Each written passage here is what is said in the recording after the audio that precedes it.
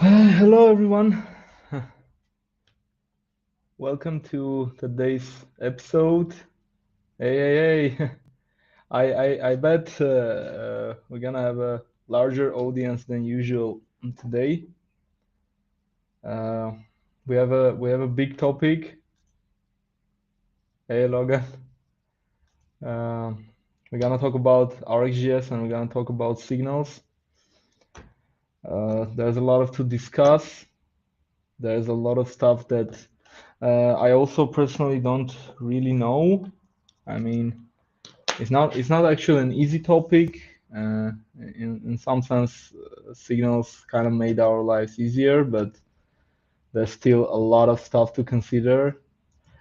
This actually could be the last stream of 2025. Well, although I'm not sure.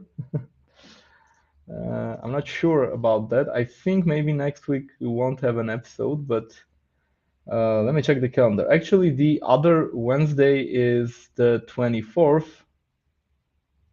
and it's Christmas, so I don't know.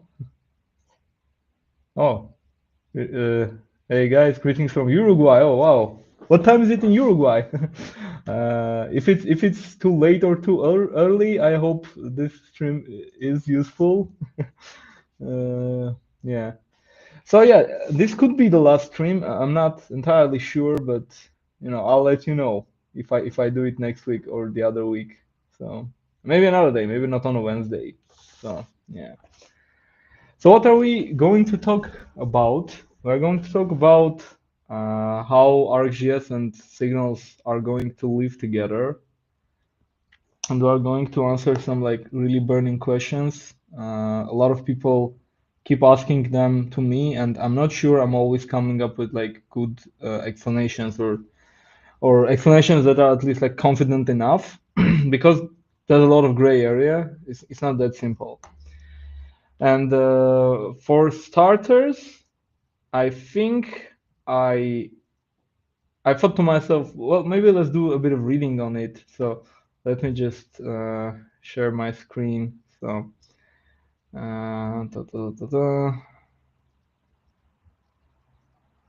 let me just share my screen so that we can explore together. So I went on Google and I just typed, should I use RxJS or Signals? Because this is a real life question that people I think get a lot.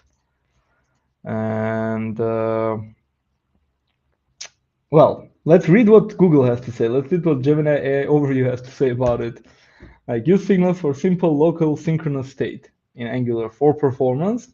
I don't know if performance is really a bottleneck there when we discuss RxJS versus versus signals.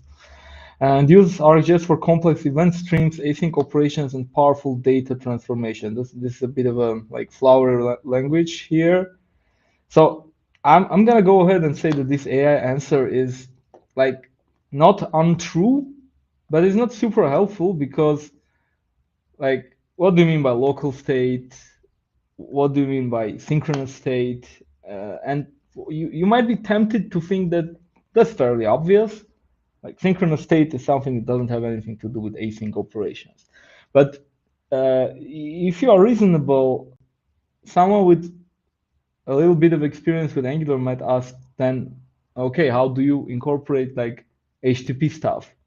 What do you mean by synchronous state? So when we create resources, right, we read HTTP operations and so on. We read asynchronous data essentially, but it's still a signal. So is it synchronous or is it not synchronous? What does that actually mean in that context? And then again, when we talk about complex event streams or like event streams in general, what's an event? If this signal changed its value on event, well, if you consider it being an event, then why shouldn't we just use RxJS? What do signals like bring to the table? Okay. I also took a look at well, another question that we have is like, will signals replace RxJS? It's an obvious one, and I found this article by Kevin Kreuzer. I hope I'm pronouncing his name correctly. I think we need to invite him one time on the stream. Yeah, and this is a big question. Greetings from Pakistan. Oh, hello, hello. Nice to have you here. Yeah, will RxJS, will Signals replace RxJS? It's not a big question. Like, is RxJS going out? Because we're talking about like making RxJS optional. What does that mean? Should we continue using it? Should we start limiting using it? These all are like questions we're going to address in depth today. So let's also like take a look at this article real quickly. So this is, I think, a bit of an older article. Well, not that old, beginning of this year, March 13. And interestingly, the Angular team has hinted that observables may become optional. Actually, I think this is kind of like set in stone in terms of like that is an actual goal that the Angular team has.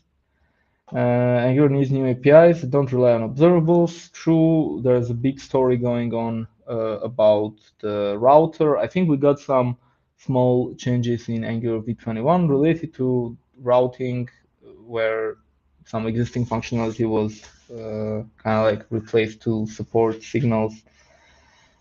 Currently, many built-in Angular APIs such as HTTP requests and router events return observables by default. Well, they continue to do so, but I think at this time, right now, we already have like HTTP resources and we can use Rx resources.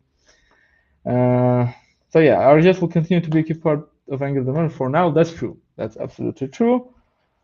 While signals are great for managing set, they are not designed for event handling. And in simple event handling scenarios, they're mainly not for RxJS at all. Yeah, this is a good point. Like in most of our scenarios, when we deal with events, essentially we just rely on Angular's template syntax, right? We just do like brackets, click, and then call some method, and then the method can work with signals, with observables, with whatever. So usually we don't need RxJS for that. But when we go kind of beyond the Angular template, and I hope I will have time to cover an example that I have in my mind about like infinite scrolling, for example. RxJS can come in handy there. You can like convert built-in tools like intersection observers and stuff like that. And there RxJS comes in and it has an event stream. And we will see that we will kind of have a hard time converting that to a signal in a meaningful way. I mean, obviously you can always slap like to signal on any observable and call it a day, but that won't be good code necessarily, right? So yeah, here we have some examples. Like yeah, it's using to signal, and this is a bit of an old example in this article, I guess. It was the first one I saw. It doesn't use like resources because now the pattern of to observable to signal, this pattern here, is kind of out because we can just simply use resources for that. So yeah, so we'll try to figure out. So if we have resources, if for state we need to use signals, if we have the async pipe, then when should we use like the to signal function? Is it like a low-level building block that we shouldn't touch in general or so? And this is a good graph. I remember it. Like, does it make sense to ask for the current state? Yes, it's a signal. No, it's a stream. It's a very good graphic. It's a very good simple approach to this. 99% of the time, just recall this diagram. Ask yourself, if I have some data, does it make sense to ask for its current state? And I will give you examples. Like, if I have time, right? Time can be expressed as an observable, right? I will show an example a bit later. I will live code a small example. So when we talk about time, we understand that time changes, right, all the time. We can have like an interval observable that changes every second, and then we display the time. And when I say we display the time, that is kind of the most important part, because in that particular point, we ask ourselves, does it make sense to ask for the current time? Yeah. So in that case, it will also make sense to convert that interval to a signal. And I'm not saying convert in like discard the observable and try to figure it out with signals, because that's obviously asynchronous stuff going on there. But it would make sense to use like a to signal call, right? And in general, if we are creating a new property, a new piece of state in our component, we should just ask ourselves this question. and see if it makes sense to create a stream. 95%, we won't need this. We won't need to make it into a stream, right? But sometimes we would need to do this. And today we will try to figure out like when to do which, okay? Oh, wow. There are a lot of questions. Can you also give your thoughts about how decorator input and decorator output can be rewritten using signals? Well, if I understand your question correctly, we now have signal-based inputs and, well, not signal-based, but like the same approach of writing the code for outputs. And if you can, you absolutely should switch your project over. There is a schematic for that, a very good one. I think we kind of covered it on one of our previous live streams. I also have an article about it, I guess. I hope so. I don't remember which one, but I remember writing something about it. It's a very good schematic. It allows to do a lot of stuff. And yeah, if your question is, should I convert? Yes. If your question is like, will it be problematic? For outputs, no. It could be a problem if your output is decorating a observable, because the output decorator, if you are unaware, you don't need to pass an event emitter to it. You can actually pass any observable. And if you pass an observable, then maybe you could face a problem there. But there's also output from observable. So I guess the schematic can figure out that it's not an event emitter and it's like a regular observable and just cast it using output from observable function. So yeah, if you mean like you have a decorator and you're on an older version and you want to use it with signals, well, you can always use getters. You can just write getter functions, and then even if you run the schematic, it will be fairly easy to remove those getter functions. So yeah, if you are on a version that supports signal inputs, signal outputs, just go with it, do your best to switch. There is no downside, okay? The only downside is that signal inputs are read-only. There is the only place where you will face a problem, a challenge. You would need to manually update your code. But that still could be simple because you can do the following. You can create a signal input. Let's say you have a decorator input, okay? Decorator-based input called X. And in your code, in that component code, you overwrite it. In some place, you have something like this.x equals something else, an assignment to that input. If you convert it to signal, you couldn't do this.x.set because signal inputs are read-only. What you can do, however, you can give a new name to that x input, but with an alias. So you keep the alias is the same from the outside world, and then you can kind of like create a link signal of that internal like input, and for the rest of your code you can just keep it like this.x.set whatever. So it's not too hard to do. Okay, let's see. Next question: is there any plan of Angular team to remove RxJS going forward? It depends what you mean by remove. If you mean by remove, it won't be a part of an Angular app by default, then yes. If by remove you mean not available, discouraged to use, absolutely no. We have this new RxJS interop package. It's a very good one. We can convert RxJS observables to signals. We can convert signals to observables. There is the whole destroy ref injectable we can use when subscribing. We have the async pipe. None of those things are going away. It's not a stated purpose, all right? The team has been careful enough to say we're going to make RxJS optional. So if you don't want to use it, you're free not to use it, although not my advice. But yeah, if you like really hate RxJS for whatever reason, in the future we'll be able to like completely forego it. But if you like RxJS, you're using RxJS, you will be able to continue using RxJS in the future. That shouldn't be a problem. I think we can say it with enough confidence at this point. Yeah, hey. I think, yeah, I think I answered this one already. After my research, for the main point on RxJS versus Signals is if you need to deal with event orchestration issues with observables RxJS, but it is not mandatory. Yeah, you can say that. I think the problem here is not that this is an obviously true statement.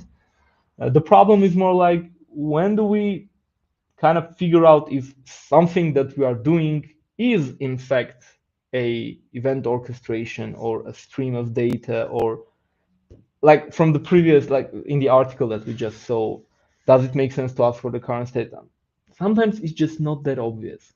And even sometimes when you do this very clean, very correct separation, you end up with a block of code that is like, yeah, this isn't working. Like I cannot stick those two together. I did everything correctly, but right now this code either looks ugly or just doesn't outright work.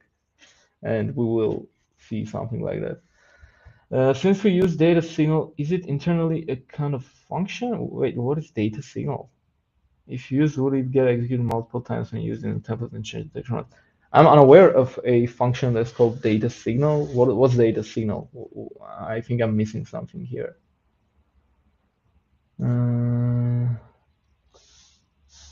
I don't know. I have read it or not. I've written an article about signal reactions in a way to write that critical. That's very interesting. Here's actually a link. You know, really terrible thing about this is that I'm unable to navigate this link because when I hover over it, let me try and just da, da, da, da.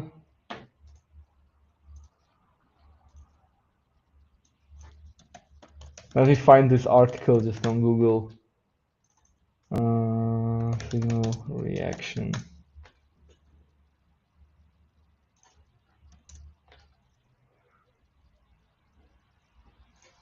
I see part 2. I will check the article in a moment. Maybe he means link signal. Oh, I didn't gather that from. Okay, if anything, this is in reference to this question about a function called data signal, which I'm not aware of. If you really mean link signal by it, well, all signals are kind of functions. We can call them, and if in general you're asking about, I think I kind of get the question. Like if we use signals, they look like a function. We call them in the template. Let me give you a comprehensive answer on that, because we have always heard that, oh, please do not call functions in templates. Let me give you a final answer on that. Actually, calling functions in the template has never been a problem in and of itself. Okay, because if you think about it, why is it a problem? Because we have change detection that goes over the template. It sees the function, it calls it, so you can get a lot of calls to that one function. But if you think about if there is change detection, and let's say something is not a function, let's say something is just simple value, what it will do, it will just take that value and work with it, right? Now imagine you have a function that just simply returns a value. So it doesn't do any computations, any for loops, working with arrays, side effects, whatever. It's just a function that says like return this variable. Essentially, in that scenario, you have the same thing. It's just that Angular has to go through this tiny one process of calling just one function, which is like nanoseconds, I guess, for a modern computer. So you shouldn't just say outright, oh, never call functions. That's not how it works, okay? The problem is when you kind of write a lot of logic into a function, when you go stuff like take this array, smash it with this other array, then loop over it, map it, filter it, whatever, and then you put it in a template, and now you're ending up with like nested loops working around each time there is change detection. So if you simply have a function that just returns a value, yeah, that's okay. In zone-based, zoneless, doesn't matter. Signals are just exactly that kind of functions. When you call a signal, what happens? Two things happen. It returns a value, obvious, we see that value. and then it simply just marks that piece of code where it was called as a kind of not dependency, but kind of like an area where you should check. Like if you write, if you call a signal in an effect, this is essentially just saying that, yeah, sure, in this parent function where the signal was called, make sure when this signal changes, run this code, this function again. I've heard, I think it was Enea Jaolari. He said something like you can think about, with signals, you can think about templates like effects for signals. So, and very, very good quote, I would say. You can think about it that way. And yeah, you can just be absolutely sure that calling signals in your template is no problem. Actually, they are designed to be called in your template, because when you call them in your template, Angular now knows that, oh, this is a binding. Here you use the signal. Now, when the signal changes, we need to update the template. Okay, so it's absolutely all right to call. Yeah. Hey, hey. Yeah, I found the article. Let's just quickly check. I think it's this one, right? Mastering. Wait, why does it ask me to log in? I have a, yeah. I think it's this one, right? Mastering Angular signals, understanding Angular signal recomputation reactions. Let's check this one out.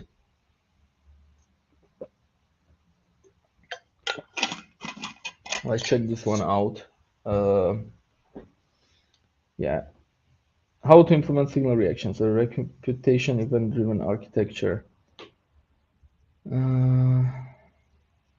Okay, recomputation event-driven architecture with signal reactions. There are multiple ways to modify signal state based on a signal recomputation event.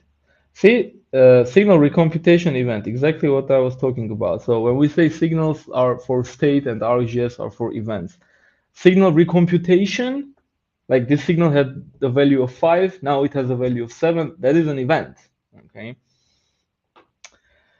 This technique is inspired by the resource API. When you pass an undefined value to a resource parameter, it does not trigger the loader. Yeah, this is going to come in handy today. I decided to push this concept further, and that's what enables the recomputation event-driven mechanism. This is interesting. If a signal returns undefined, you should not react to it. In RxJS, it's similar to an observable returning empty, which poses the flow. Interesting. To react to a signal recomputation event, we need to use an effect. Yes. As we'll see, all operands can be handled using Gaussian. Oh, yeah, this is true. So what happens here? We have a signal of either whatever or undefined, and we have a state signal and reacting to the recomputation event. So yeah, if my event is undefined, we don't do anything here as far as I understand. But if it's not, we do a sort of update. Each time my event is triggered with this or that, will increment by 3. Since my event returns undefined, then it won't increment my state. I just want to say, remember when this was considered like bad practice? We had this whole allow signal writes option on effects. Implementing a source utility function. Source ensures that listeners always receive undefined as the first value and skip any previous emissions. It can certainly be improved, but here's my implementation.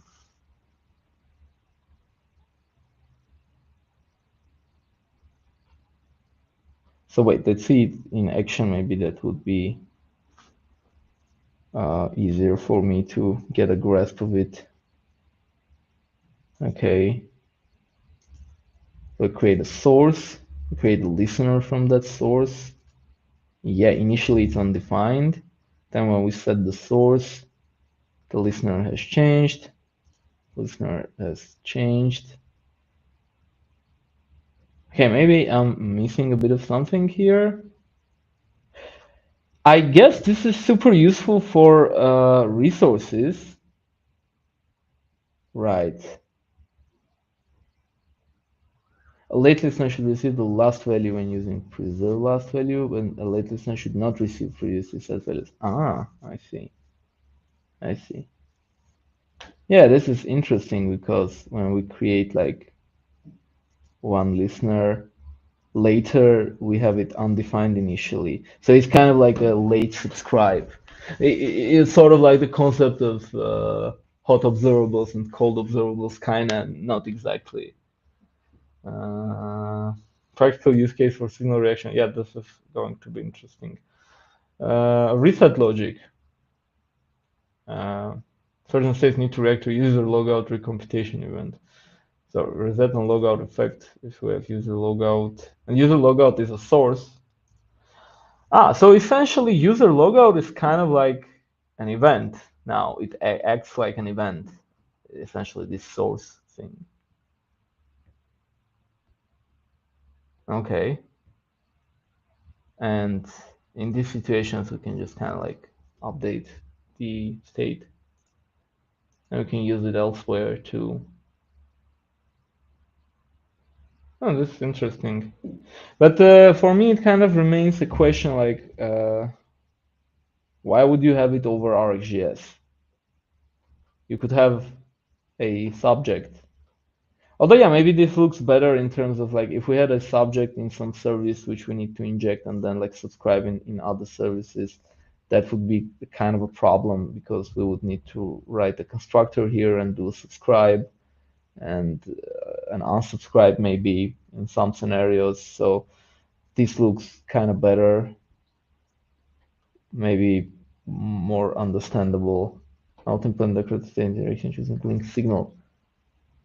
Well, yeah, for link signal, it makes even more sense because we kind of like take events. I think this could be useful when we have an API that accepts a signal and we have an observable, and we are having like a hard time converting that observable to a signal. So maybe instead of that, we can just have like a source like this. Yeah, I think I got the grasp of it. Are not fully synchronous when signal changes. React only to the last produced value, but I think this is kind of the point.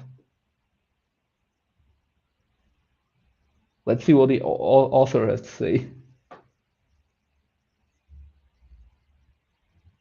No comments yet. But I like the idea, but I guess, yeah, it does need a bit of refinement. We have another question. In which cases does computed signal perform better than effect? Are there any cases where effect is discouraged? Actually, if you use the word perform in terms of like performance, they have like both the same performance, but computed signals are a different thing than effects. Computed signals are essentially, imagine you are writing an effect which updates a signal. Okay, imagine you have this effect where you go like, if this signal has changed, update this other signal. A computer is kind of like cutting out the middleman. It says you don't need to write an effect. If this signal depends on this other signal, if when this changes, this also needs to change, you can just bridge them together with the computer. This is just computed using this other signal. You don't need an effect for that. Because when you write one effect, that signal is still kind of possible to be mutated in other places, which is not always that what you want. Actually, I would say like in 99% scenarios, you don't want that. Sometimes you want a link signal, and then you have link signal. Effects, you shouldn't use effects in general. You should use effects where you are dealing with something that is really outside of the scope of what the signals API provides you. For example, you have this convoluted DOM manipulation logic. When this value changes, you need to go do something with the DOM. I don't know, very complex operation, not covered with the Angular template language. Sure, you would use an effect there. That's why it's called an effect. You're doing a side effect. You're going outside of the signals world, and you're saying, okay, when this signal happens, I need to do this. Okay. Imagine like, I think there is this funny API called like send beacon or whatever, which you could call in different contexts instead of fetch, like for analytics calls. For example, if this value is incremented, if user types a specific thing, you need to do an HTTP request, but you don't care about the response of the HTTP request. For example, it's like an analytics logs or whatever. then you would be absolutely reasonable to use a signal. Okay, you would use sorry, you should use an effect, because effect is essentially, think about it like in English language, you would say for computers, you would say, well, this value is this other value but changed in some way. Okay, like you have a signal of a first name and a signal of a last name, and then you can combine them together and you can get a signal of a full name. The full name doesn't make sense on its own, it's not independent. People don't have a different first name and a different first name inside their full name. So like my name is Armen Vartanyan, and my first name is Armen, and my full name is Armen Vartanyan. So my full name completely depends on my first name and last name. So it makes to have a computer.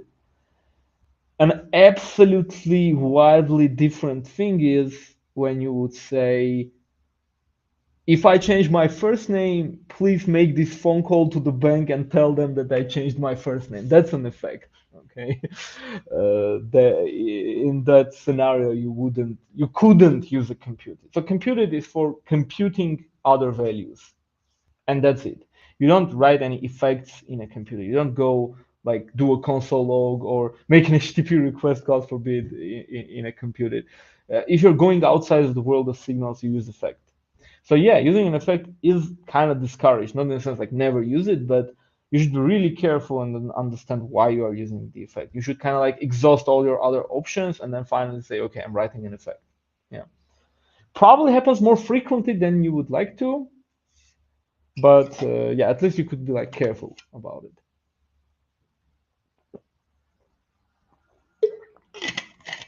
So yeah,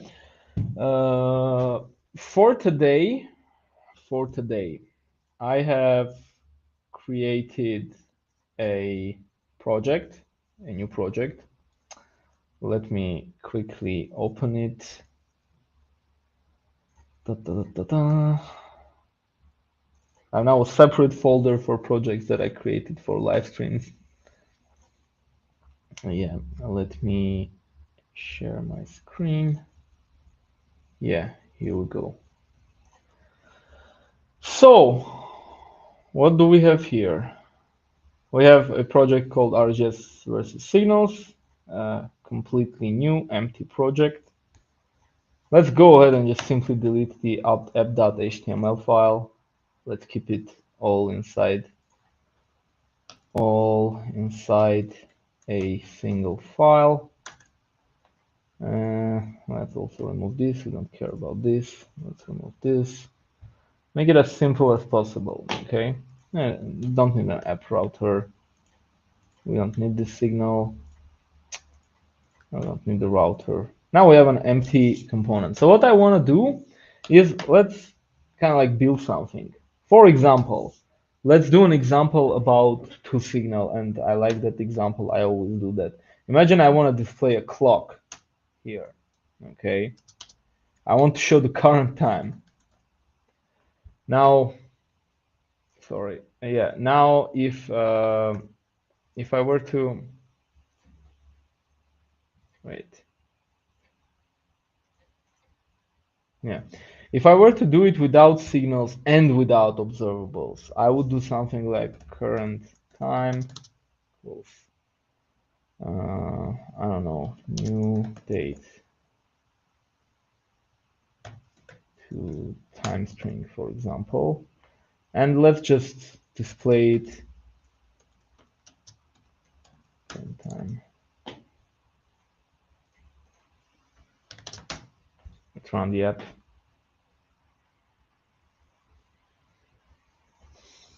Da, da, da.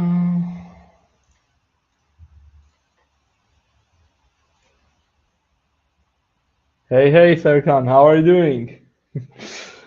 Welcome to our today's episode. Why don't you come one day and we have a discussion?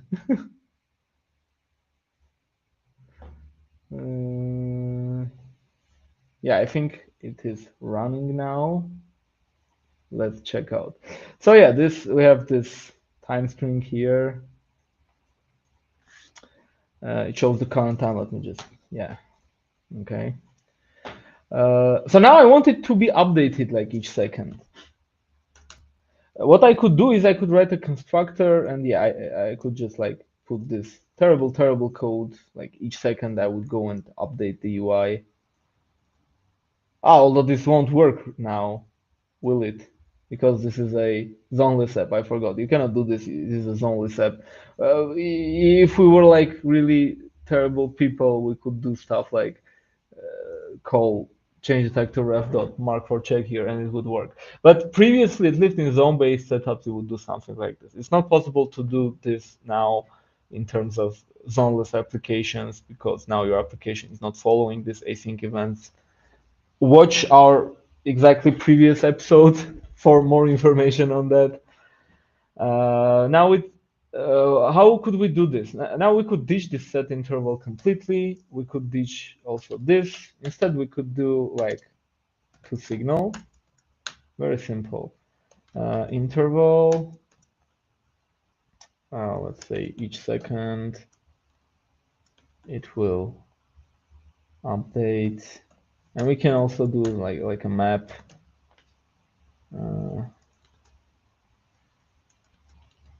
Just operators. We could map each emission of this interval observable to like locale time string. Makes sense. And here we can just call it as a signal. So let's quickly check that this works. Yeah, now this works. We have a clock. So what we did here, we used this to signal API, and we had this interval. If you're not aware, there's an interval observable where you give like a time frame. For example, like 1 second here, 1000 milliseconds, and it emits every second or every whatever time frame you put here. And we then just said, okay, we don't care about what you emitted, just convert it to the local time string, and then we will display it as a signal. So we have an observable, we can convert it to signal, then we display it in the UI. And this is like a good case, okay? This is like a good case because obviously, like here we have an observable, and time changing is an event, okay, in this example. Each 1 second, when 1 second passes, actually a good rule of thumb is like when you are using the word when, that it's very possible that you are talking about something like RxJS related, about a stream. When this happens, and so on and so forth. So yeah, we just, it's super easy for us to just create this observable, and then we can just convert it to a signal, and this value will become the value of this signal, and we can just then use it in template. Easy peasy, right?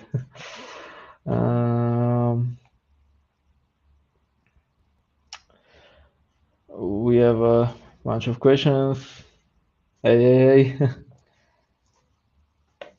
What's your view on usage of AI in Angular projects? Have you used any AI tools in your Angular projects? I would love to redirect you to our previous live stream where we talked about zoneless, and then we used the Angular MCP server to help us convert some components to zoneless. So it very correctly, it like used this specific MCP tool, the Copilot agent that we were using. It used that tool and determined like exactly how we should approach this particular component to help it convert the code to like make it safe to use in a zoneless setup. So I don't have a separate episode on that. I am using AI tools in my Angular project. Actually, recently I find myself using Gemini 3 a lot for front end specifically. Super consistent in the design. Try it out. Maybe you will like it if you haven't. So yeah, I am using AI, and the Angular team is also doing a bigger story. I promise one day we're gonna do an episode about specifically like the Angular MCP server and all other AI tools that you can use in your Angular projects. So yes, definitely use it. There's a lot of stuff doing there. So let's continue with the code. Actually, let me make this even bigger. So this is, of course, a very simple example. We don't have any particular problems with it, right? But now, let's say I'm adding something to the mix. Let's say uh, I could go something like, for example, when the user clicks a button, we should like reset the timer. Maybe we can create a timer, right? With this, instead of calculating this, we could like start a timer. So if we just simply remove this, we will have a sort of timer. So yeah, now we have a timer, right? I hope this is visible enough. We have a timer. Now let's say we want to add a button that resets this timer. And we will quickly discover that it is kind of hard, and let's try to tackle that problem in two ways. Well, let's first add a button reset. So one way we could do that, we could have a property that is like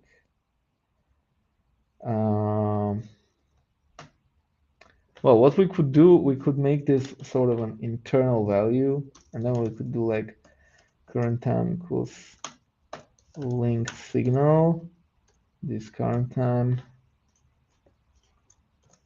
Well, not exactly this. Yeah, this was not. See, like it's like a curse. I forgot how to implement.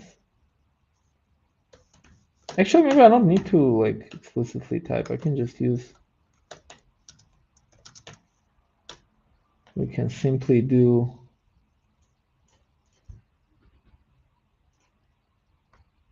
We can do like.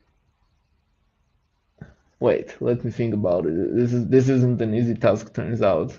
How would we implement a timer logic that we could reset?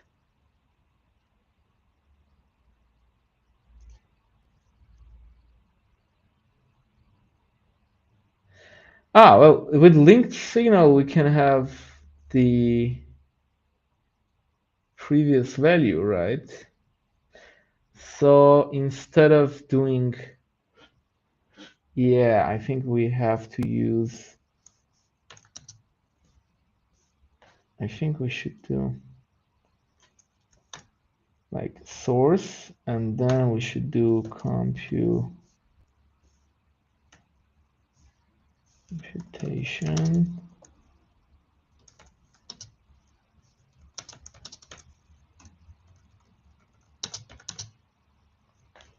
Wait, we had the previous value, right? I forgot how to use this previous value with, let's quickly check the Angular documentation.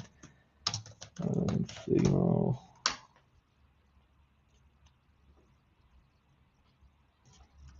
Computation function, accounting for previous state.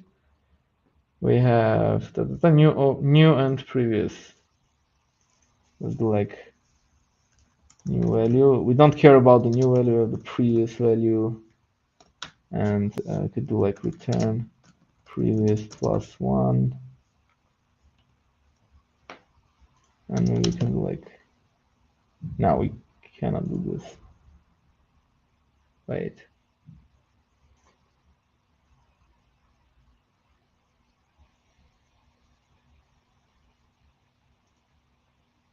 Ah, wait.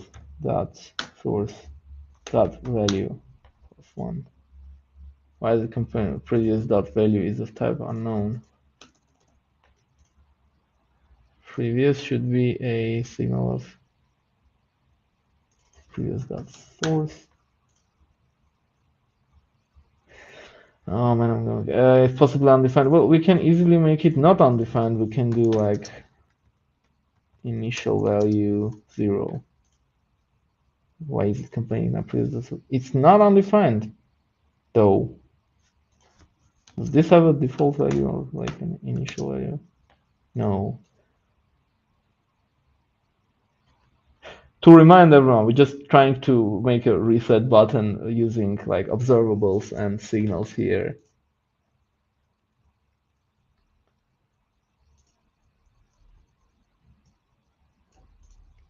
And I kind of forgot how to use signals.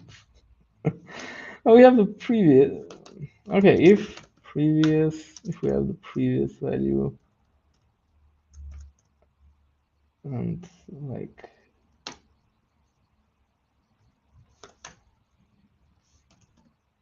we can do like return previous dot source plus one. If new value is declared, yeah, I know, no code path return value. Otherwise, we can just do return 0. This should work, I guess. Let's check. Let's quickly check. Yeah, this works now. And because it's a linked signal, we can essentially just go here and do like click dot current time and dot set 0. I think this should work. Oh, it doesn't work.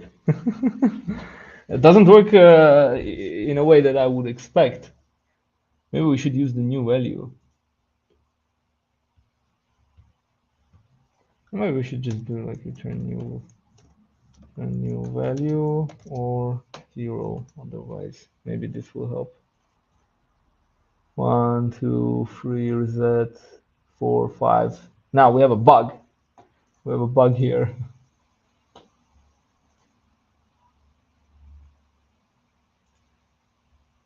When using click simulator, you have to type the link. Ah, right. Thank you so much. I really forgot about that one. That's actually like, well, it figured out that this is a, yeah, link signal number. Now it's a problem somehow. Just percent source does not exist. You're shitting me. Parameter previous implicitly has an any type. No, it doesn't.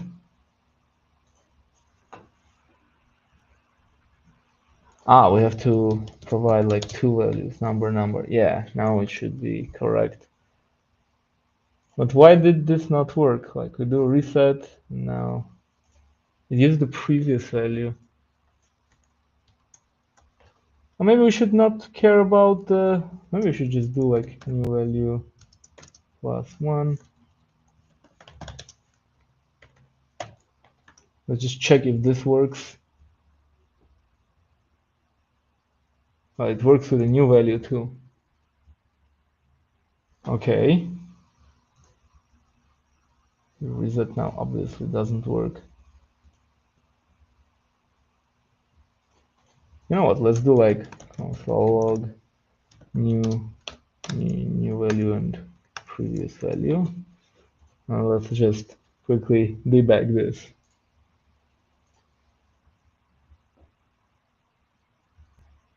Source 1, 2, 2, 3, 3, 4. And if I do a reset, source and value.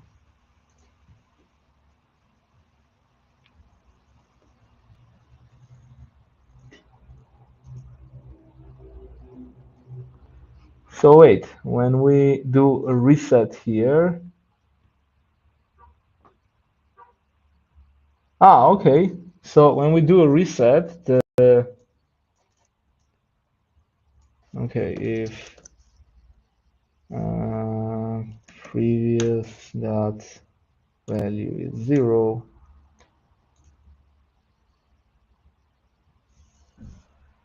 why are you complaining? Previous dot value is a number, possibly undefined. Let's do this. If it's 0, we will just return 0. Otherwise, we will return the new value plus 1. Boy, I think I'm doing this in a wrong way.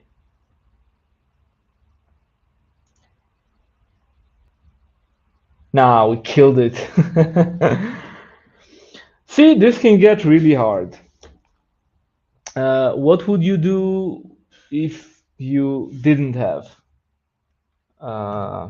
signals? What would you do if we only had RxJS?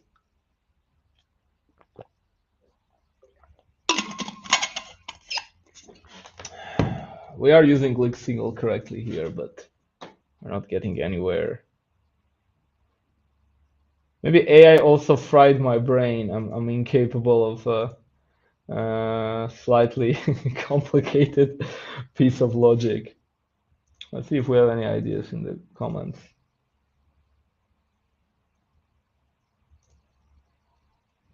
So it was not the case about link signal. Not, turns out actually typing them explicitly does help. So yeah, there's that. Yeah. Let me think for a minute how I should like implement this reset timer. I got stuck. When we do reset, it is killed, returns 0, but now the value becomes 0, and then let's just refresh it so we have. I remove the console log, right? Console.log new value and previous.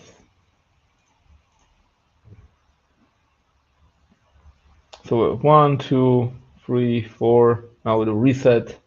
And this will continue a meeting actually, but now because the value was 0, we will keep the value 0.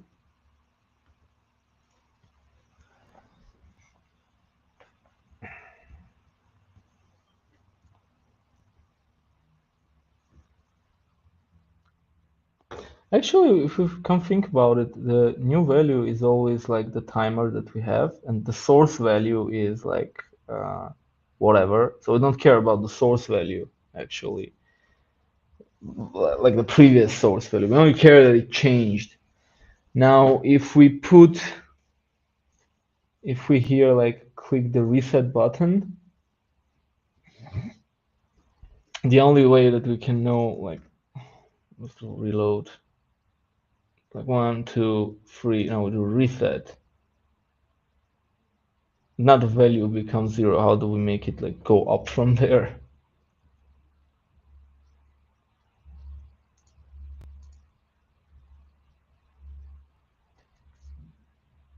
How about we do like return 1? I bet this will work.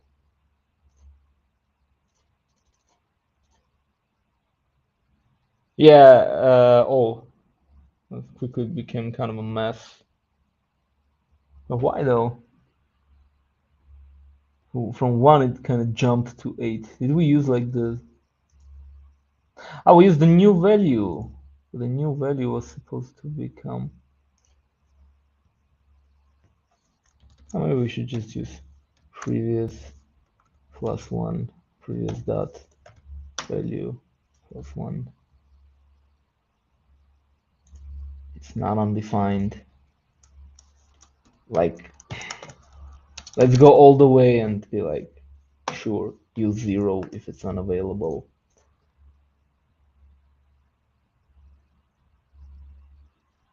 Reset. Ah, now it works. Let's do another reset.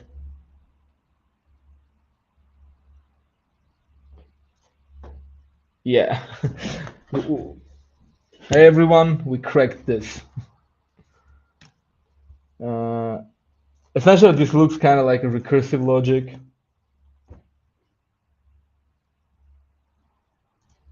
Yeah, we can reset and restart.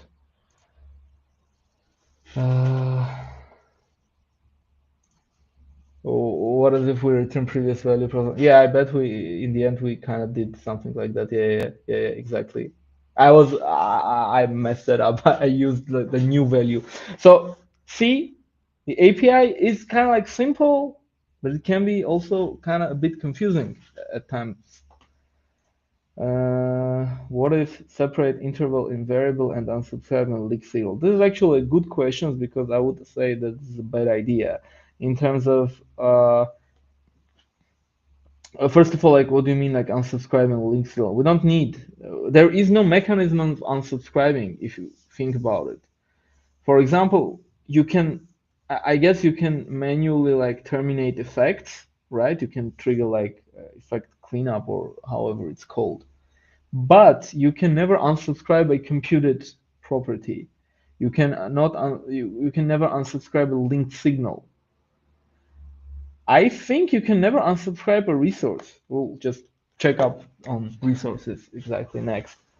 So it's a bit of a mess if you think about it. And your idea is like a lot of imperative code. Essentially, what you are saying is, uh, let me try and explain this. This is like really the most complicated part. Uh, what you say is imperative code in terms of instead of like using data to describe what we want, we use this programming concepts like unsubscribing and variable and RxJS stream and whatever. Essentially, we say to create this counter, we need to know about observables, and we need to unsubscribe and then resubscribe and then do stuff like that, which is both complicated and messy, and it essentially doesn't describe how our data changes. Uh, in our example, what we did, we described our timer perfectly in terms of how it works. Either it starts at 0. If it's 0, we switch to 1. So if it's 0, our next value is going to be 1. Otherwise, if it's not 0, we will use whatever it is and just add 1 to it. So we jumped through a few hoops before we got to this point, but if you think about it, this little mathematic here perfectly describes our timer. Because we know it can be manually reset. We don't actually write anything about, we don't write stuff like when this button is clicked, do this and that here. Here we just say, if it's on 0, go to 1. Like a recursive logic. Think about like a factorial, but for addition, right? If it's 0, next step, it should become 1. And this part is important, I think.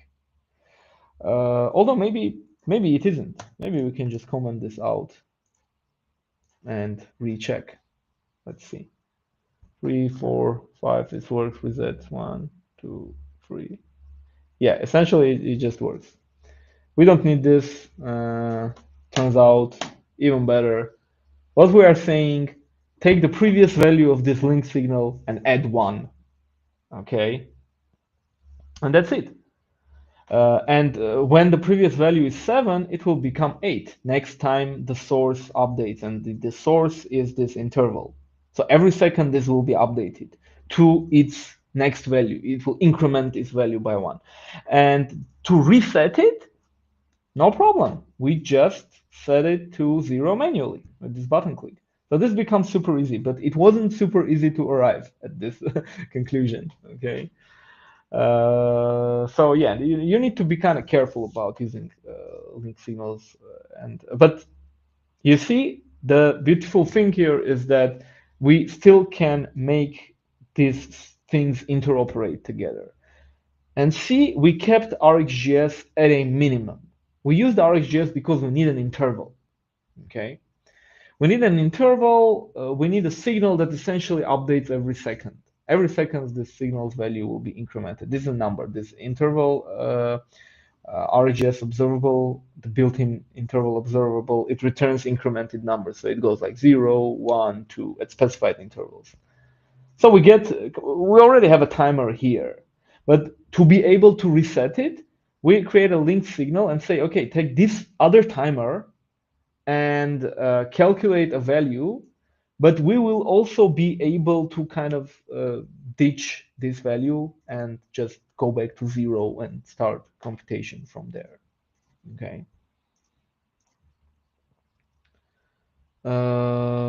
When that interval will get unsubscribed because the signal is very... So if you're asking about unsubscription, it will unsubscribe whenever the component is destroyed. So are you aware about the destroy ref observable? Let me like quickly recap. Imagine we have a constructor and we write an interval right here. So this won't unsubscribe, okay? If we do like console.log, this will never unsubscribe uh, because we just created it and it will go on forever. It like even if we destroy this component, if we like go to another component in another piece of our routing schema, this component will get destroyed. This will become a zombie subscription. So to avoid that, we can of course do stuff like pipe dot take until destroyed. We can do this, okay? And you can just imagine that whenever you are calling toSignal, it subscribes, no, it just doesn't simply subscribe to this observable. It also uses this take until destroyed operator, which ensures that when this component is destroyed, this subscription will also be terminated. So you don't need to care about unsubscriptions anymore. And this is a very fun and good point about like using RxJS interop. You don't need to unsubscribe. If you convert a observable to a signal, it will unsubscribe automatically. Okay, it will use this take until destroyed pipe. This comes with the limitations. Like if I have instead of a constructor, I have a simple method, I cannot just directly use this. So because of that, I cannot directly use toSignal. So if I do like toSignal interval something like this, if I use this code and maybe I call the method here, we'll just quickly recheck that. When I click the reset button, I'll get an error.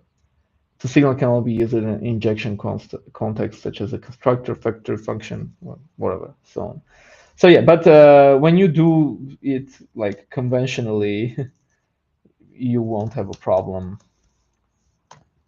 and you won't need to unsubscribe. Okay.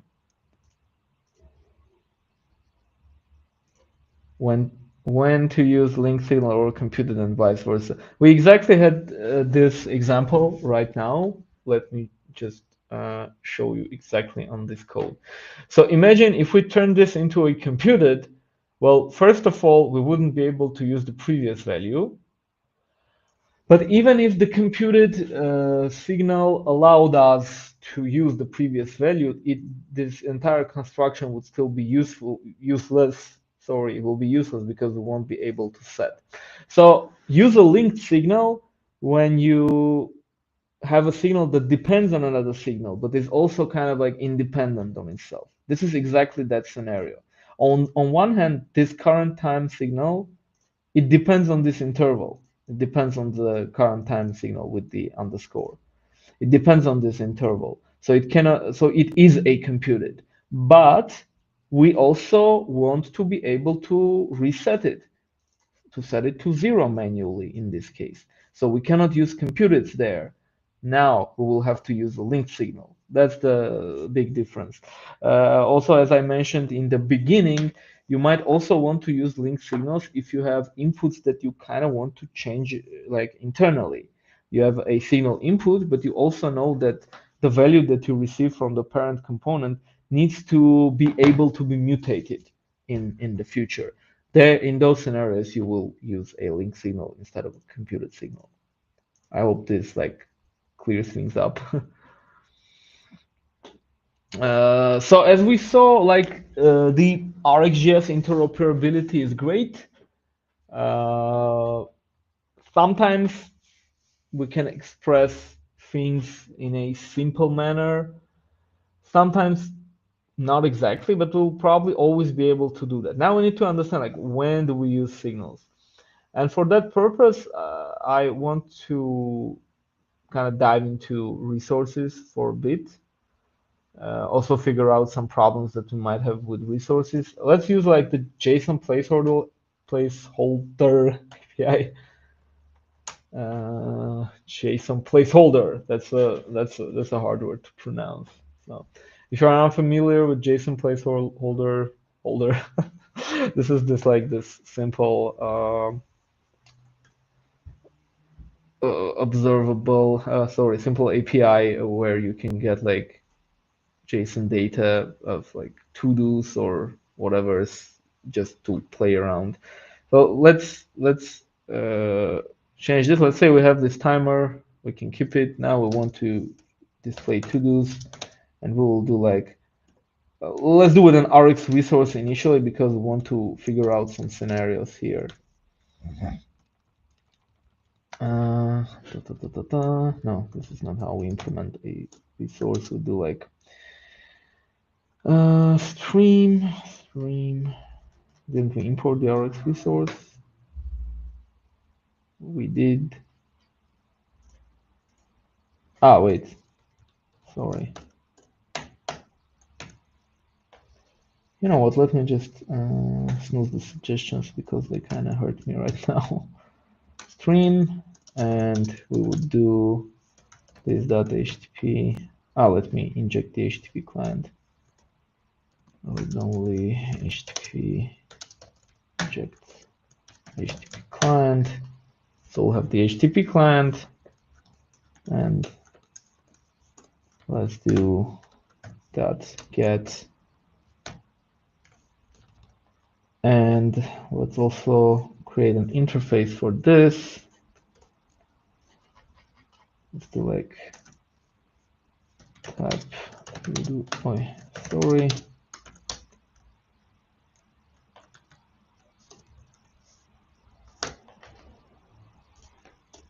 Number string boolean. Okay, we have this type, and we can just say that we're going to get a type to do. Because this will make the HTTP request like immediately, we can just simply put it. Let's just display it with the JSON type. Okay. Next to the timer that we have, we will just go like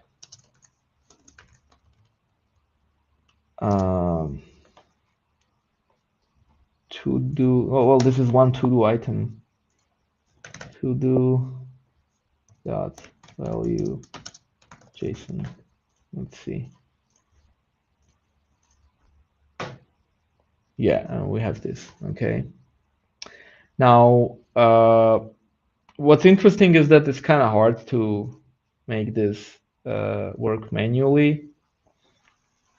As far as I understand, what I mean manually is like, as you have seen, as soon as we opened the page, the HTTP request was performed, and we got ourselves a to-do item. But maybe we don't want that. Maybe we actually want to load this to-do item only when the let's say a button is clicked. For example, we have a button that says like to-do.reload load to-do item. But now the problem is it will still work like immediately, and to prevent that, you probably need to pass returns undefined, I guess, something like this. I've heard that this will work. Did it work? Should kind of did. But now it just doesn't work at all. Okay, when we close this, does anyone have an actual idea how to fix that? How to make an HTTP call with an Rx resource without having it like immediately make the HTTP call? We can also implement same functionality using computed signal, right? For previous value, we can directly get it from signal. That's not a previous value though. That's the current value. The previous value you don't get with the computed signal. In the computed signal, you actually don't get anything. You just type in a callback and you read a signal value. When you read that value, it is the current value, not the previous value. And that's the issue. You cannot use the computed signal to like self-increment. With the Link signal, we did that. Essentially, we said whenever this other signal changes, use this previous value and increment it by 1. We didn't use the other interval's value. We just used that other interval as a trigger, as a source. When that changed, we would go in our signal and say, okay, take whatever value we had previously, like 5, and increment it by 1. You cannot do that with the computer signal. Or maybe you can return empty or undefined. Yeah, I suppose this is about the Rx resource. No, it didn't work. Well, it did, but now when I do the reload, it just doesn't work. See, like I pressed load to do item and I have like to do dot reload here. Maybe let me check. Wait. Yeah, I need to remove this. Now let's check. It didn't make the HTTP request. And clicking it somehow doesn't make it load. I mean, obviously you could do like a really terrible thing. Like you could do uh, an absolutely funny thing. Let's do it. Let's do it this way. Like let's say make the call. I'm purposefully giving it a very stupid name, and here we can go like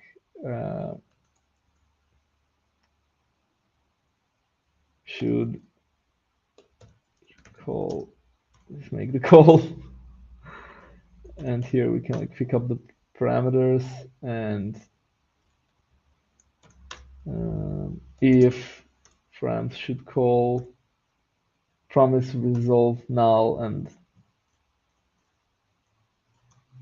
but you can see how this is a terrible thing, right? We shouldn't have promised. Why did it decide to do a promise resolve null? Yeah, it still complains about something. Not all call path return. I didn't type return here. Sorry. Yeah. Now this should work, I guess. Oh no, it won't. It won't. We need to like to do reload. We should do something like this and make the call that set true, and then call like the. I don't need to type this here to do that reload. Yeah, I bet this will work. Uh-huh. So it's null. Now when I click it, it makes the HTTP call. But you can see how incredibly stupid this is, right? Please never do something like this. This looks absolutely horrifying. Um, and another problem that I have here that you will also have, like imagine I tell you, imagine we're doing the following. Let's see, we don't call this way, but just call all the to-do items and do like an array of to-dos here. And now we have like a lot of items here, okay? A bunch of items. And I bet it can have a pagination. Yes, I think it can have pagination or no. Da, da, da, da. I mean, even if we imagine that it has pagination, how would you like update it? Imagine you have a button that says like go to next page. Probably how you need to think about this. You might be tempted to think that this is an event, a click event that says like, imagine instead of this, it's like go to next page, and you have like, let's forget about this for a moment. Let's say you have like to-do.reload. You won't use an event here, although clicking on the button is an event. You won't use it that way. Instead, you will have like a signal that says page. Let's say you're on the first page initially, and then you have like a page here, or maybe like we can get implement a page, and yeah, we can do that. Here we can do like plus params.page, and this will be this page. And this is now irrelevant. Let's forget about it for a moment. And now it should work. If I click go to the next page. Ah, wait, sorry, I forgot to change this. Now, here I would do like page dot set page plus one, something like this. See, now we went to second ID, and the third ID, and the fourth ID. So when you think about it, you might be tempted to think that, oh, this resource now depends on a event. Now, when we click on this button, we need to call this function or whatever. No, that's not how it works in general. There are hardly many scenarios where you would need to like actually shove an observable into the source of an Rx resource or HTTP resource or whatever. Usually it will be another signal. And in this case, the correct way to think about it is that this button click is not an event that we care about. This button click is an event that changes a state that we care about. And this is the page. So we keep the page as a signal. And then when the button is clicked, we just increment the page and this resource says, ah, okay, we are now on another page. We need to make this HTTP request again, okay?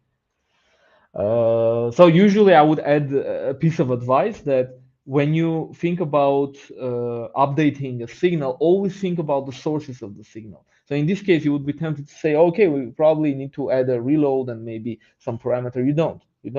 You need to, when you create that resource or signal, you need to clearly state in that place where it is created how it will be updated in the future.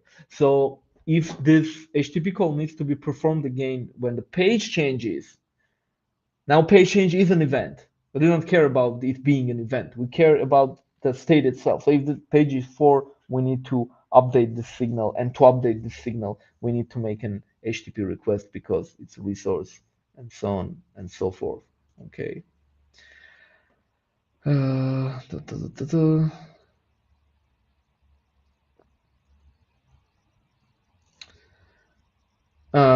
in params, but in the stream. But in the params, you could try signals undefined. Oh, okay. Well, undefined params this query.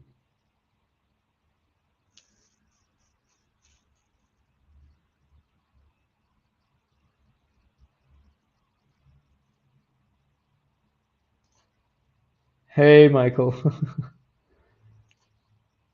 I like how resources are more clear about the state depends than computed effect. I think it's super important because you probably, well, very often you would need to do some sort of mapping. So having like a separate function to do that is kind of reasonable. For example, in terms of like computed, well, computed is the mapping, right? So it makes, for me, it's kind of like doesn't make a lot of sense to have a separate property that says, okay, these are the sources and this is the computation. And probably the same goes for effect. Although with effect, we also have this problem that sometimes we need to use untracked. But like realistically, how bad that situation is. Like how often do you actually need to use untracked? How often do you actually have to use an effect, right? And in link signal is just like the best of both worlds. If you can be explicit, you can be implicit if it's not super important. Is it fine to use signals with NGRX? It's not only fine, it's actually kind of like obligatory at this point. If you are using the conventional NGRX store, which a lot of people still do, myself included, you should switch probably from the usual select function on the store to select signal and just use signals in your templates or whatnot. It's obviously way more convenient that way. And you can and should take a look at the NGRX signal store. I think in the future I will do an episode about it because it's super interesting, but I want to personally dive a bit deeper into that to be able to be kind of useful as a event host. But yeah, absolutely, you should use signals with NGRX. Just be careful where you are placing them. You shouldn't use signals like in selectors or reducers. But it's would be absolutely great if you select state from the store as a signal. So you use select signal for that, absolutely. I feel like untracked usage went down after resources since people were using them forget. Yeah, I think that's true. It probably will become even less of a concern when we have something like a mutation resource or whatever for like post and put and patch requests. So yeah, you're correct. Females work great in the component store as well, to which I have a counter question. Who is still using a component store? No offense. It was pretty great, but now like I guess it doesn't make a lot of sense because we have the Signal store, which could be both global and local. And just got a spontaneous meeting with coworker on Signal stores plus RxJS. Signal stores plus RxJS. Now that's interesting. Have you tried the events API in the Signal store? I know you're a global Redux store guy. Of course, I'm a global Redux store guy. I like events. I don't like state. That's why we kind of downgraded the state to signals. Like we don't need RxJS for this. We can handle it simply with signals. I think when you are actually designing an application, having an event-driven architecture is great. To answer your question, no, I haven't tried. I haven't tried the event plugin, but I will. I will. I promise I will. I read about it and I was like, yeah, super. That's great. I'm gonna use it, and I didn't use it, but I will. I don't believe in this imperative like set state. I don't like that. What does that set state mean? That's why it's also like interesting in terms of like, yeah, when you have local signals, it makes sense. All the signals have particular names. You understand why they changed, but on a global scale, you should throw in like events. Okay. Uh, we use the component store before signal store. So, but yeah, makes sense. But do you want to migrate? I wouldn't recommend component store. Yeah, right now I probably wouldn't recommend it either. Again, not because it's bad or anything. It was great. It was very useful, but it just doesn't make a lot of sense now with signals. Signal store gives NGRX powers with zero boilerplate. I bet there is still a lot of boilerplate with signal store. You know what? My idea of state management is like boilerplate, boilerplate. Of course, it's boilerplate. Updating values is boilerplate. It just is. There is no way when you can write a lot of updates to states and your entire front-end application is updates to states in different parts of your application. There's no way that you can implement it without boilerplate. I am fine with boilerplate. Boilerplate is great. I can easily debug boilerplate code. I can AIs are great at writing boilerplate code. Like LMs absolutely crush it at boilerplate code. So I don't have a problem with boilerplate, and Signal Store has a maybe a bit less than like the usual, like the conventional NGRX store, but it still has it, and it's okay. It's not a problem. It's not a big deal. I like Signal Store. Yeah, I like Signal Store too. Everyone does. I haven't actually met anyone who was like not content with it. I know people who don't like NGRX conventional store because there's boilerplate. There you have to write reducers. Okay, you can use the Signal store. It's great. If you even add the event plugin, now you will have reducers in your Signal store. So we are coming like full circle to that. Also, it's great for providing the utilities like the deep computed and so on. We're fine with the component store as in our one app made in that weird gap between us using NGXS and adopting global store. Oh, NGXS, I've never used that. It's even more imperative, right? Still better than nothing. So yeah, what did we do? Now, one interesting thing that I have, which maybe I won't be able to like, implement, but I was thinking about what if you have like infinite scrolling, okay? What if you have a resource that loads items and you have the event. Let's say you, for example, you have an intersection observer. You are subscribed to it. It even kind of makes sense to convert it to an observable. It will emit when the element that you're intersecting with. If you're unaware about intersection observer, it's essentially this browser API that allows you to see if an element overlaps with like the viewport, with the screen that is seeing. It's better than using like scroll events for all sorts of things. If you want to do something when an element becomes visible or when it scrolls on top of another element or something, it's way better than using scroll events. So intersection observer is an API like that. And let's say you have a resource that depends on that observable. Now that's kind of a way more difficult task.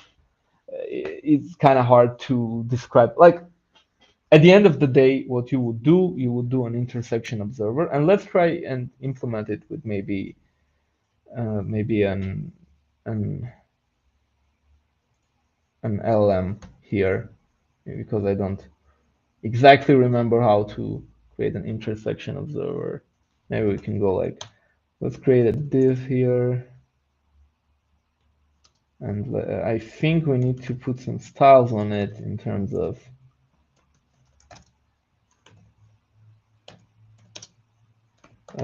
for it to be like visible to trigger intersection. And we can do like div, whatever. Actually, let's remove the rest of the code so we don't get maybe not the rest of the code, but at least this timer, we don't actually care for it right now. Let's do it so instead of like clicking on this next page, instead of like scroll down to this div and maybe that triggers something.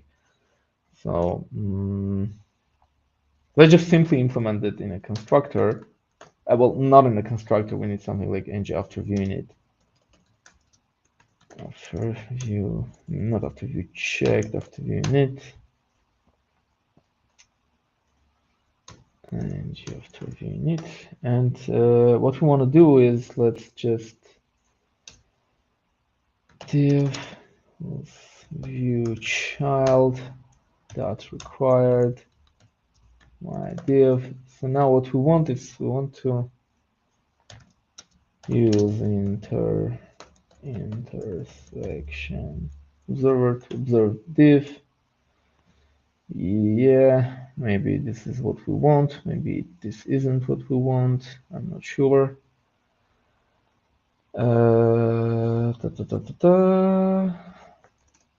Observer that observe this div native element. What? Why are we complaining? Ah, right. Wait, what? Signal unknown. Ah, right, it's unknown because we element ref HTML div element. Right. Okay. So this should trigger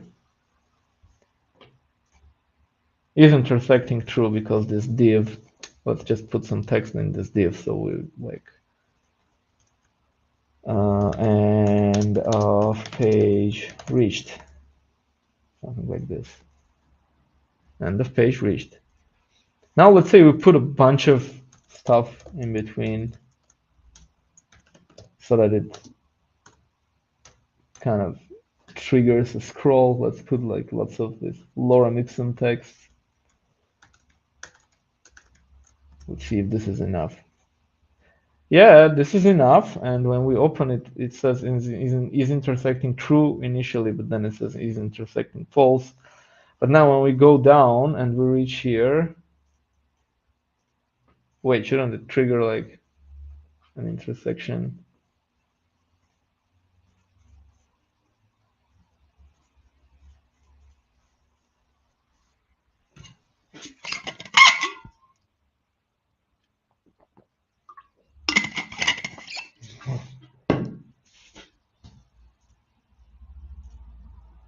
Ta-da-da-da.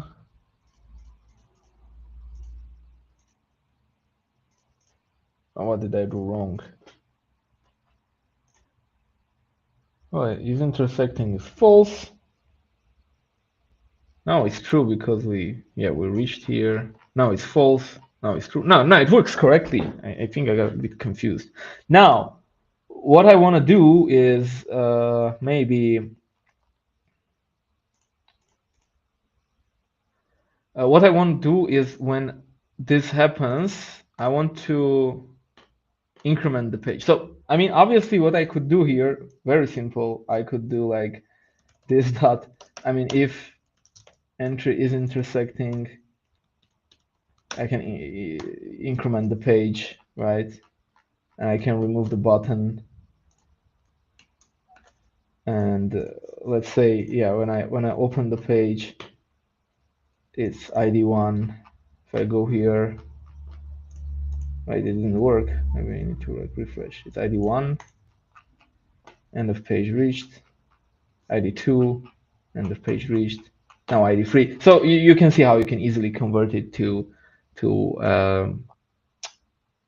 sort of like infinite scroll functionality, so you can keep adding on top of your resource. Actually, you could like easily do that because we can actually kind of like implement it using an link signal with the previous value. So we can let's rename it to to-dos. Let's do like to-dos. Ah no, wait. Sorry, I'm doing this wrong. We have a to-do, and then I can have a to-dos, which is a linked signal of source this dot to do dot value, and if it changes, we can do like, does it have an equal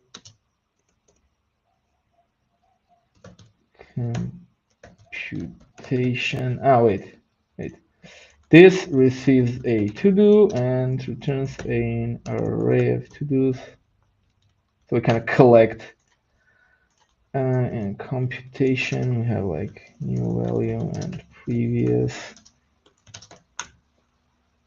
And if there is no previous, we will return a new value or an empty array. Why is it complaining again? Null code pass. Yeah, right. I know. Right. Otherwise, we'll return a new value which has like previous. Must have a small iterator. Previous dot value. Or complaining.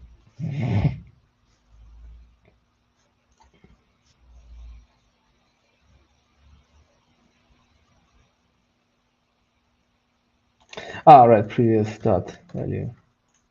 Exactly. Alright, this is like an array of to-dos, so this is correct. Why is it this complaining? Writable signal, sample step. What do you mean? The current value of the resource.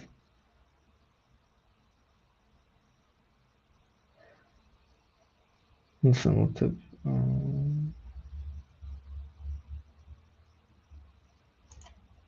Can someone help me out here? If you got what I'm trying to implement.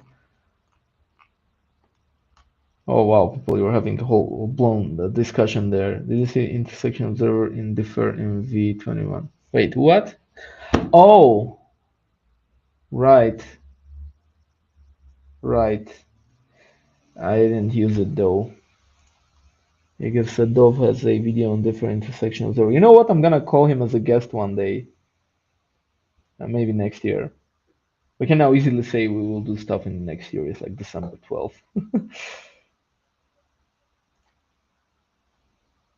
There's talk in the NGRX toolkit repo about the later behavior and the error blocking issues. Rainer has a lot of takes with vanilla resources with respect to it. Yeah, I've read that. I also read that on. There was a discussion also on the GD Slack channel. Interesting discussion. It was about the error throwing nature of reading resource values. I guess it's a hard topic. Would be super easy if we had like a try catch in the template. What do you think?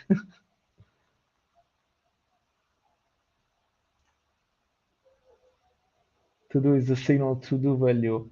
Not exactly. To do is a resource though here. See? To do itself is a resource, so you need to listen to the value of it. And now somehow it's not. Like value is a writable resource. The value which is a writable signal of to do or undefined. To do or undefined. But now this, that to do, wait, guys. This is simpler than I expected. We just need to provide a default value. Something like this. Why are we complaining about a user ID? Because it doesn't have a user ID, it just has an ID. LLMs, right? But now you're complaining about an ID. Is it called to-do ID? No, it has a user ID and an ID. Why are you complaining? Because I changed it to, yeah. And user ID, something like this. It's unimportant, but yeah, now this should work. Let's say we go here and check.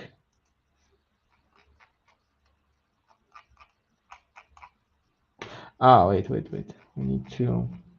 It's actually kind of just display a list now. Instead of displaying one to-do, let's do like an unordered list of why are you using ng4 to-do of to-dos track to-do.id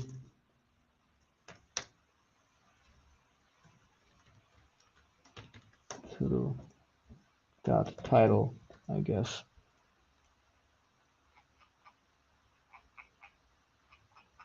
Does this work or no? Maybe we get an error or something, or we shouldn't. Now we made a really complex construction here. We need to figure out where did we go wrong. So this probably works because it worked previously. I mean, my primary culprit again is this thing. Maybe we can just debug it. Apt-yes. Let's see. Oh wait, why is it showing me compiled code? Like, oh, are you all right? Wow, amazing. Okay, let me just drop a debugger here. Michael, any idea why am I getting like this? When I search for app.ts, it somehow throws me into an uncompiled version.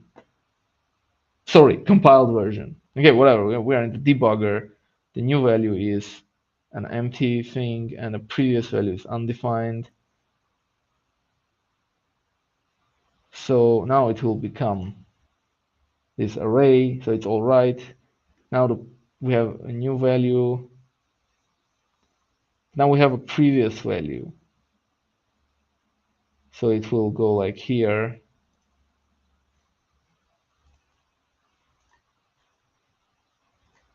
Okay. We have a new value, so we have a previous value and a new value. So this will work, right? Because we have a new value, we will have a concatenation of those two values. Wait, this works now somehow again. Maybe I just needed to reload. See? That kind of works with a bug, but kind of works. So this is essentially like infinite scrolling. Sorry for doing this in such a messy format, but you get the point. I just don't get where you get like this double loading indicators. Whatever, it doesn't matter.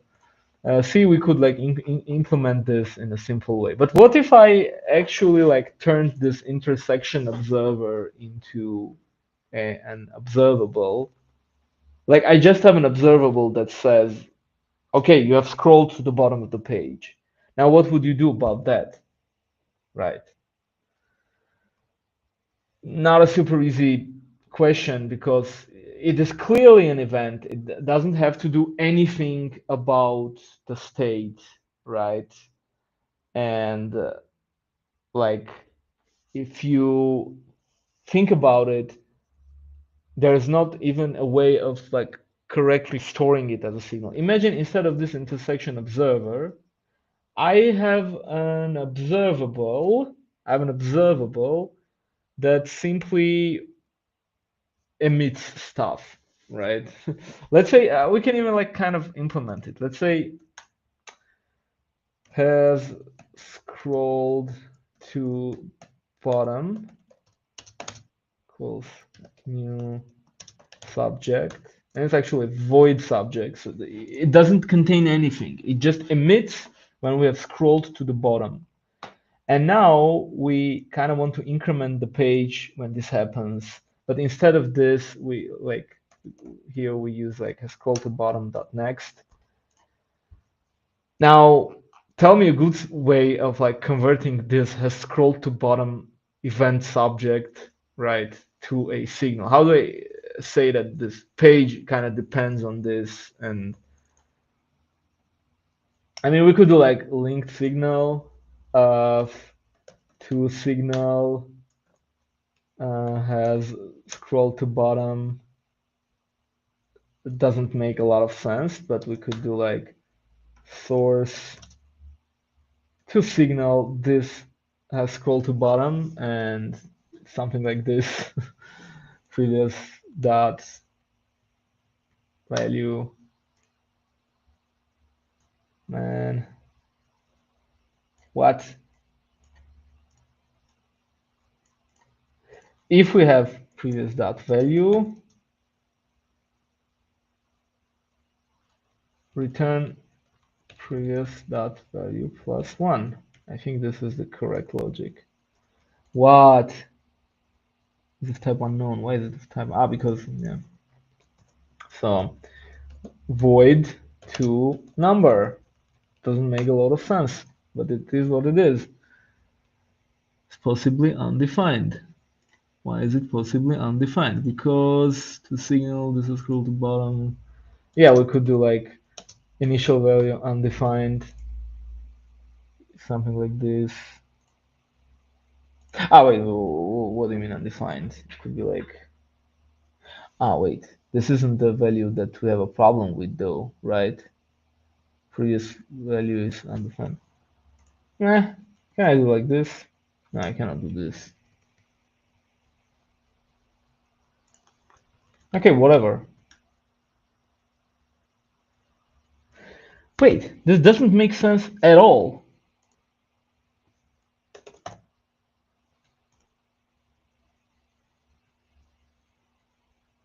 If we have this, if this is like truish, this should be no problem. I mean, whatever. Let's do this, okay? Wait. I made a stupider mistake earlier. Previous dot value. And now it's not undefined. Yeah, this is what we need to do. And I guess this will work.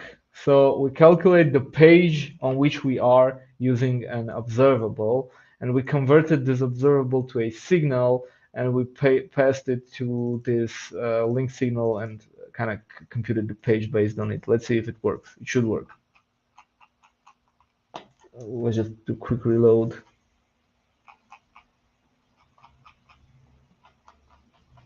No, it doesn't. Wait.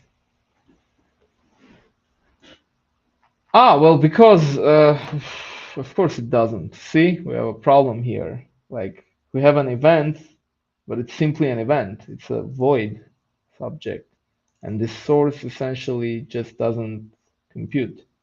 Let's say we store this in an intermediate like variable. Let's rename it to like have a $sign at the end, so we can, let's say we do like has scrolled to bottom, and here we use this with the $sign, and here we use it like this dot has scroll to bottom. Sorry, yeah. And let's say just we could just display it somewhere.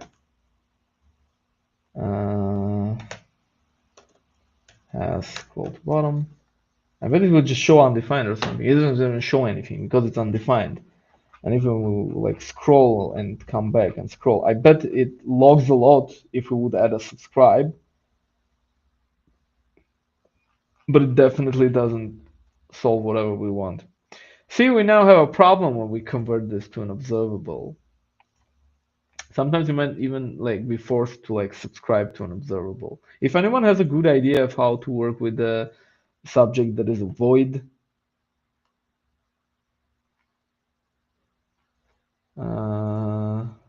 double what? You mean like double the emission? I mean, we created personally that subject,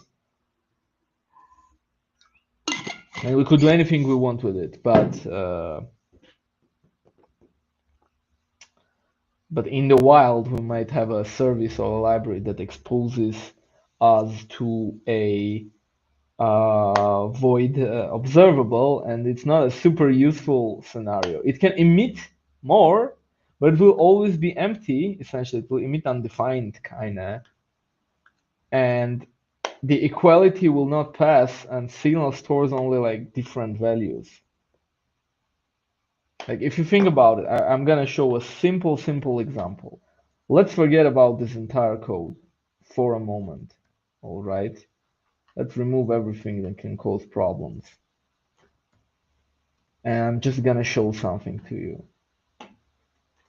You don't need this after viewing it or whatever. Let's forget about this code for a moment.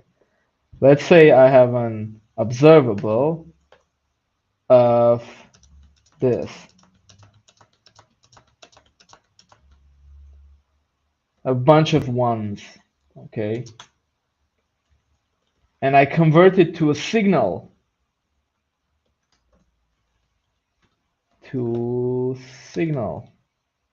Like x equals to this. So this is an x of number. We have this. We can even like go further and add like require sync true. We don't need a pipe, anything. And now, sorry, I accidentally closed the window. And now we do like in a constructor, not even a constructor, like log effect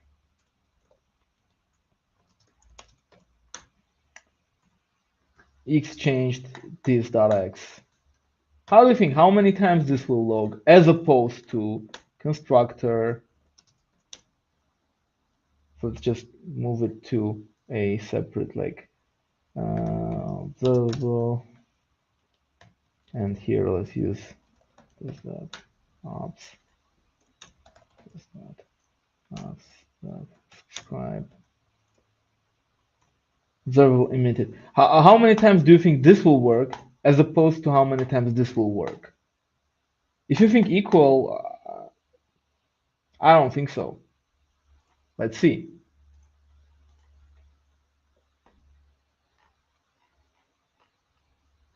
Actually, this observable emitted a gazillion of times before this effect console logged anything.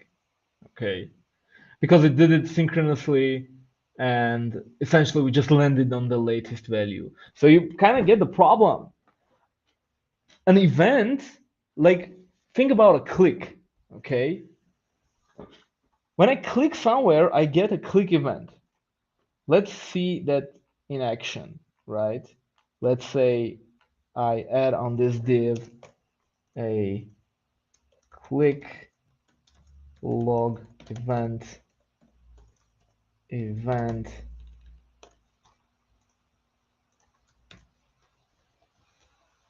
and let's here just add a log event. We can even specify that's a mouse event, it's for a click, and I will just console log the event object. And let's say I don't need this debugger, let's say it reloads, and you know what, I will just clean this up. I will click here and then I click here again, and let's say like if you try to inspect this object, this is different only because this includes like this timestamp. I think if you open this other one, it will have a different timestamp. So you can figure out that these two click events are different. This is when we are talking about like browser events. But when you have custom events, let's say you have a uh, component that has an output that says like this inner button was clicked, but you don't even send like the click event, you just send a void output. How is the parent component gonna figure out in terms of signals? Like if you take this inner output, turn it into an observable, and try to turn it into a signal, that won't work in a way that you kind of suppose it should work. And there currently is no great way of like shoving an observable as a source for a signal other than this to signal function, which is still not great. This doesn't like update every time this emits because it only cares about the value. It doesn't care about the individual emissions. And this is like the biggest issue between like different between like using signals and RxJS. When you ask where should I use which, and if you think the answer that like observables are for events and signals are for states is an easy answer, it's not an easy answer. That should be your takeaway today. But I hope we kind of figured out different scenarios where you could like realize how to use which one. What would I do if I really wanted to care about each of these differences? Maybe I don't actually care about the value. The value is the same. I just wanted to like emit every time. Well, there's a bunch of things that I could do. I could simply do something like pipe x to like, I don't even care about the value. Like I could use the map. Do I have the map? I have the map. I could do something like map. Um, I don't care about the value. New date. And this would be a different object. Actually, I don't even need like new date. I could do just new object every time. It's a stupid approach. New date is at least more understandable. And now every time this will kind of work. Of course, now its value would be a date. So there's that. But you can always kind of ignore that if you don't really care about the value, if you weren't getting any value from an observable anyway, this is a workaround because now you would have like, no, that's not really a workaround because this is a synchronous observable. It will only like focus on this one because these other changes were synchronous. But we can easily turn it into a synchronous observable by using a scheduler. If you're not familiar with schedulers, observe on async scheduler. Now it is an asynchronous observable. Let's see how it works. Oh wait, we put like require sync here. Wait, we don't want require sync.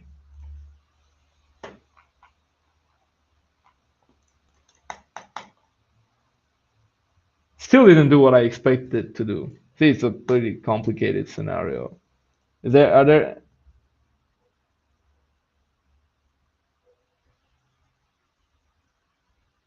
Ah, sorry.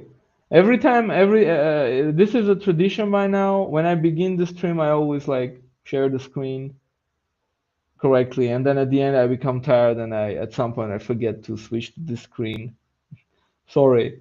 What I was showing is I tried to start caring about the individual emissions of the observable, even though they emit the same value. Like I want this effect to run every time when this observable does something. Doesn't make a lot of sense, but maybe you will end up in a scenario like that. And I turned this observable into an async observable using an async scheduler. And I hoped, and I mapped it to a new date because this would be a new object every time. I hope that the signal would like become something useful, but in the end it kind of didn't. Well, maybe I just need to reload again. Who knows? No, it changed. It worked only like twice on initialization and observable emitted. Well, if I do the interval, it would be the same.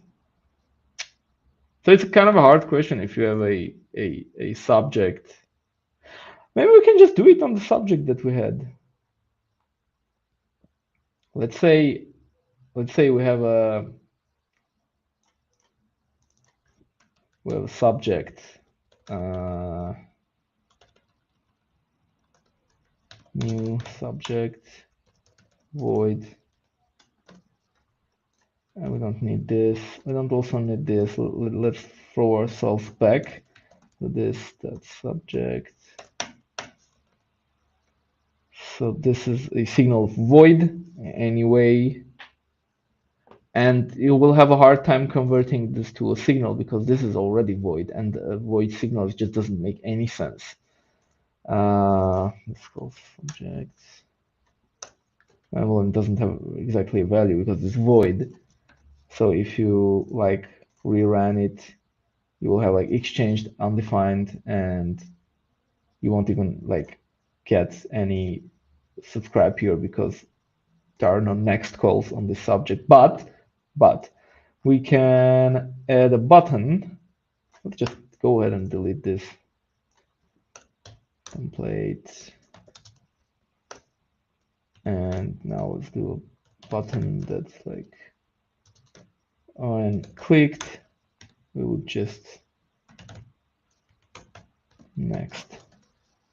Now if we go here, here is our problem idealized. Let's just so you can see the button. Now when we click next, our subscription works. It says that observable emitted, but of course our effect doesn't work because this is void. This just doesn't, there's no value change, and the effect doesn't care about what happened like up the line. This signal hasn't changed. It's void, right? But I think we could kind of like use an operator even in a confusing way. We could do like map. I think we could get like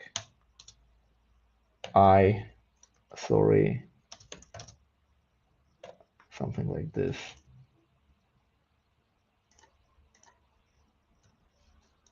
Yeah, we don't care about the value. Value is void anyway. But the next item is the index, and the index increments. Index of like which emission did this. So the first click, it will be like 0 and so on. So now I guess it will work. If I do next, yeah, exchanged. But yeah, you also, yeah, you can use like a counter like this if you have an emitter. Do you want off for that or from? Yeah, I kind of got like all mixed up, so I just ditched it in favor of just using a subject. So yeah. Okay, I think I'm ready for another final round of questions, and maybe after that we can wrap it for today. We actually did way more than I expected. We even read an article that I didn't have on my radar before the live stream. So, do we have any questions? I'll be happy to give more answers, but I don't think I'm capable of writing any more code today.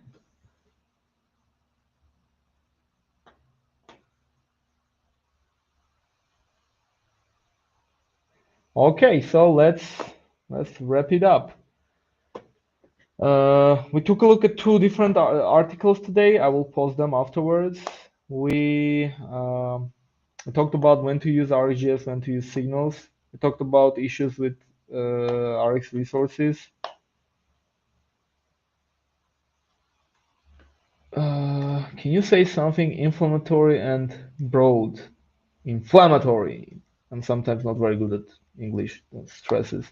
Can you say something inflammatory and broad about RxJS so I can clip you out of context? Well, I could, but would I? I think the most inflammatory thing you can say about RxJS is that it has a bit too many operators. It can get confusing, but it's also great to have a lot of options. I mean, it depends. This is the most inflammatory thing I can say about RxJS. I like RxJS. I can say inflammatory stuff about signals. Like, why did they need to bring signals? We lived all right with RxJS. Why did 50% of Angular community uh, have to like complain about RxJS so much that the Angular team had to bring signals. That's inflammatory stuff that you can say about signals, not so much about yeah. Thanks for the session. I got things to learn. I hope I was helpful. Thanks so much for coming. I hope I'll see you on the next ones. Uh, yeah. So final wrap up. Again, use that diagram from the article as your first step. Like, do I need a current state? Do I not care about the current state of things? If not, I use RxJS for events.